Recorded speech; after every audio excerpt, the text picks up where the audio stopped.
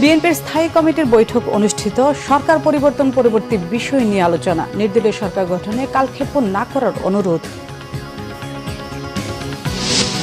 Curfew প্রত্যাহার করে খুলে দেওয়া হয়েছে শিক্ষা প্রতিষ্ঠান। দুদিনের ছুটি বাতিল করে কাজকর্ম শুরু অফিস আদালতে।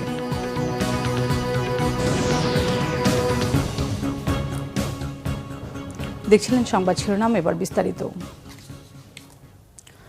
15 বছরের গণতন্ত্রহীনতার শৃঙ্খল ভাঙল জনতা। রাজধানীর সকল প্রবেশমুখ থেকে জনস্রোতের গন্তব্য রাজধানীর প্রাণকেন্দ্র আন্দোলন সংগ্রামের আতুরঘর শাহবাগে। কোটা সংস্কার আন্দোলন থেকে সরকার পতনের এক দফা আন্দোলন, অবশেষে জনতার স্রোতের মুখে সরকারের পদত্যাগ। প্রমাণিত হলো জনতার কাছে সব শক্তি তুচ্ছ। প্রধানমন্ত্রীর পদ থেকে পদত্যাগ করে শেখ হাসিনা দেশ ছেড়ে যাওয়ার খবরে উচ্ছ্বসিত জনতার ঢল নেমে আসে রাজপথে। মুহিবুল্লাহ মুহিবের রিপোর্টে ক্যামেরায় ছিলেন মোহাম্মদ সেলিম। বৈষম্য বিরোধী ছাত্র আন্দোলন ঘোষিত মার্চ টু ঢাকা কর্মসূচি। কারফিউ ভেঙে জনতার এমন ঢল অতীতে কখনো দেখেনি বাংলাদেশ। ঘন্টার পর ঘন্টা চলে গেলেও টঙ্গী থেকে আসা জনস্রোত যেন ফুরোয় না।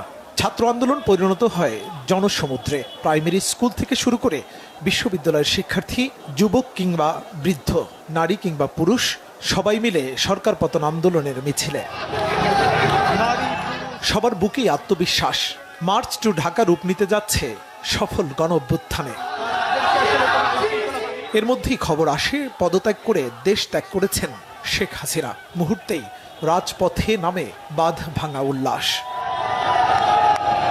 রাত্রেবেলা কালকে সারা রাত আমরা ঘুমাতে পারি নাই।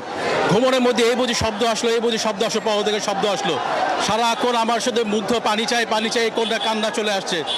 আজকে যখন পালাইছে, এর পালিয়ে দেওয়া উচিত হয় নাই।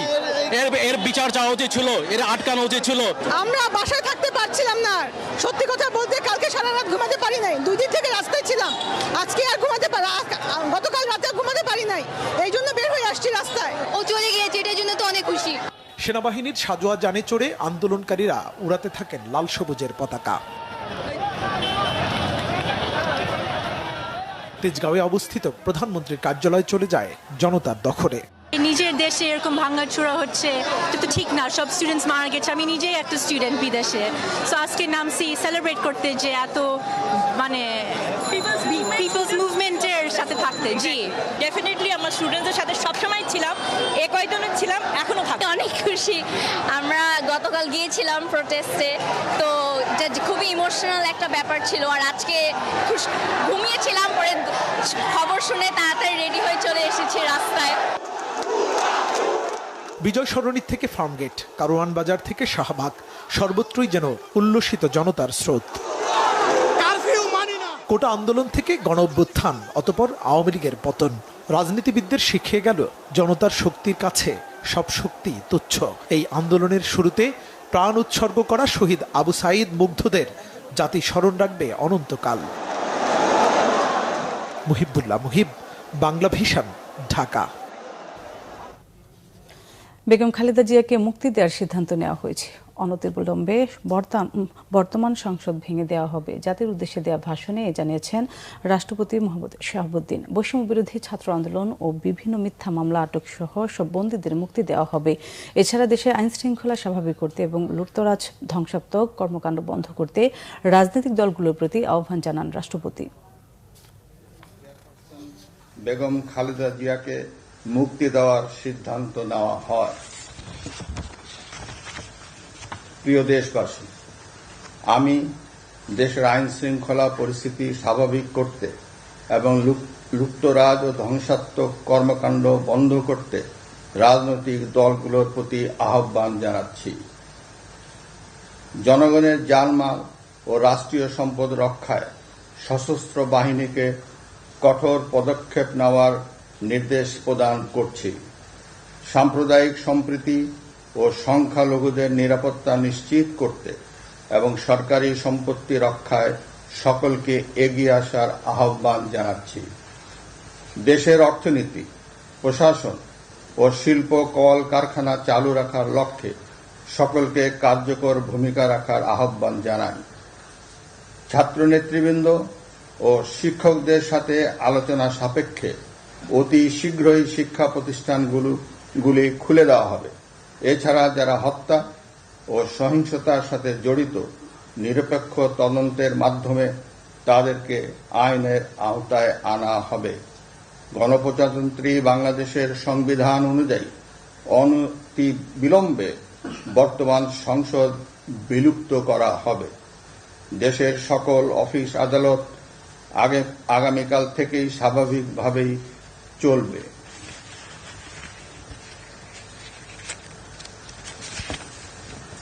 প্রিয় দেশবাসী, আসুন আমরা দেশকে বাঁচাতে একযোগে কাজ করি। পারস্পরিক হিংসা বিদ্বেষ ভুলে ও প্রতিহিংসার ঊর্ধ্বে উঠে দেশকে এগিয়ে নিতে নিজ নিজ অবস্থান থেকে ভূমিকা রাখার জন্য আমি বিনয়ের সাথে আপনাদের প্রতি অনুরোধ করছি।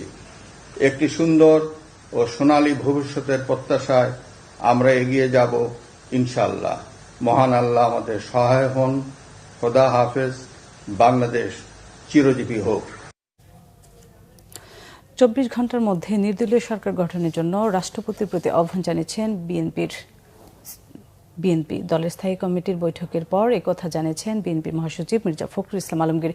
গুলশানের বিএনপি চেয়ারপারসনের কার্যালয়ে চলছে দলটির স্থায়ী কমিটির সভা শেষে কথা বলছেন মির্জা ফখরুল ইসলাম আলমগীর। সকালে দলের নীতি নির্ধারণী ফোরাম স্থায়ী কমিটির বৈঠক অনুষ্ঠিত হয়। বৈঠকে শেখ হাসিনার পদত্যাগ এবং তার দেশত্যাগ নিয়ে আলোচনা হয়। রাষ্ট্রপতি যেসব প্রতিশ্রুতি দিয়েছেন তা বাস্তবায়ন করবেন বলে আশা করেন বিএনপি নেতারা। তারা দ্রুত দলীয় চেয়ারপারসন বেগম খালেদা জিয়ার মুক্তির দাবিও করেন। কয়েকদিনের উত্তেজনা শেষে রাজধানীতে মানুষের মনে স্বস্তি ফিরতে শুরু করেছে। আজ থেকে সব অফিস, ব্যাংক, বিমা, আর্থিক প্রতিষ্ঠান খুলে যাওয়ায় রাস্তায় গণপরিবহনের সংখ্যা বেড়েছে। সকাল থেকে রাজধানীর রাস্তায় ব্যক্তিগত গাড়ির সাথে গণপরিবহনে অফিসগামীদের চাপ ছিল চোখে পড়ার মতো। যাত্রীরা বলছেন অফিস খুলেছে তাই আর বাসায় থাকার সুযোগ নেই। উবার পাঠাও চালিয়ে যারা সংসার চালান ও পরিবহন সংশ্লিষ্টরা জানান গত কয়েকদিনে এক প্রকার কাজহীন অবস্থায় ছিলেন। এখন অফিস খুলে যাওয়ায় আয় রোজগারের পথ তৈরি হল। ভয়হীনভাবে রাস্তায় যানবাহন নামাতে পেরে স্বস্তিও প্রকাশ করেন পরিবহন সংশ্লিষ্টরা। কয়েকদিন অস্থিরতার জন্য বের হতে পারিনি, আমরা গরিব মানুষ ইনকাম করতে পারিনি। আজকে আশা ভরসা নিয়ে বের হয়েছি। এখন আর কোনো ওই আগের মতো আর ভয় বাড়তি কোনো কিছু নাই, সব ঠিকঠাক আছে। এই যে আমরা রাস্তা বেরিয়েছি, এখন আমরা ইনশাল্লাহ কাজে যাইতেছি। আমাদের মতো কর্মজীবীর জন্য খোলাই তো ভালো, বন্ধ তো আর ভালো না। তো এখন তো স্কুল কলেজ সব কিছু চলছে, মার্কেট অফিস যা আছে সবাই খুলবে। মনের ভিতরে একটা আনন্দ আছে যে একটু ভালো বাজারঘাট করতে পারবো। দর্শক, এই মুহূর্তে সচিবালয়ে আছেন সিনিয়র রিপোর্টার মুহিবুল্লাহ মুহিব। সরাসরি চলে যাচ্ছি তার কাছে। মুহিব, সচিবালয়ের আজকের পরিস্থিতি কেমন দেখছেন? কর্মকর্তা কর্মচারীদের উপস্থিতি কেমন দেখছেন? আসলে একদিনের ব্যবধানে অর্থাৎ জনতা এবং ছাত্রের যেই গণ-অভ্যুত্থান, সেই গণ-অভ্যুত্থানের পরে পুরোপুরি কিন্তু পাল্টে গেছে সচিবালয়ের দৃশ্য। আমি এই মুহূর্তে ভূমি মন্ত্রণালয়ে রয়েছি। মন্ত্রীর যেই কক্ষটি ভূমি মন্ত্রণালয়, সেই কক্ষের সামনে আমি রয়েছি। সেই কক্ষে কিন্তু তালা দেওয়া রয়েছে এবং কিছু কিছু কর্মকর্তা কর্মচারী কিন্তু এসেছিলেন, কিন্তু কোনো মন্ত্রণালয়ে কিন্তু আমাদের চোখে মন্ত্রী সচিবদের উপস্থিতি আমাদের পড়েনি।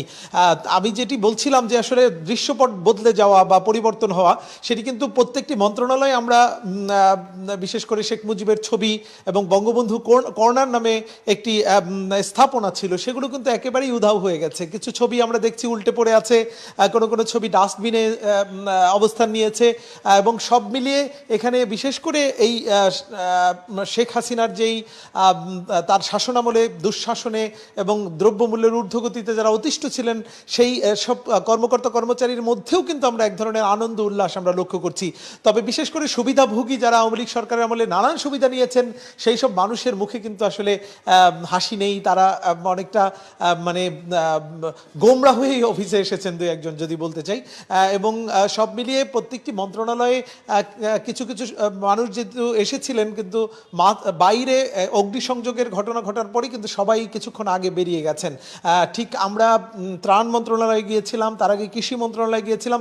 সব মন্ত্রণালয়ে কিন্তু দৃশ্য অনেকটাই একই রকমের। অর্থাৎ এখানকার যে কর্মকর্তা কর্মচারী, তাদের মধ্যে এক ধরনের উৎকণ্ঠা রয়েছে, এক ধরনের আতঙ্ক রয়েছে। তো এই ছিল আমার কাছে সচিবালয়ে সার্বিক পরিস্থিতির তথ্য। মিম, ধন্যবাদ মুহিব। এই ছিল এখনকার মতো। পরের সংবাদ দুপুর 2টায়। তার আগে একটা রয়েছে নিউজ টপ 10 দেখার আমন্ত্রণ রইল। এছাড়া বাংলা ভিশন সংবাদ ও সংবাদ সংশ্লিষ্ট অনুষ্ঠান দেখতে ভিজিট করুন www.bpnews24.com ও facebook.com/banglavisionnews এবং সাবস্ক্রাইব করুন youtube.com/banglavisionnews। এতক্ষণ সাথে থাকার জন্য ধন্যবাদ।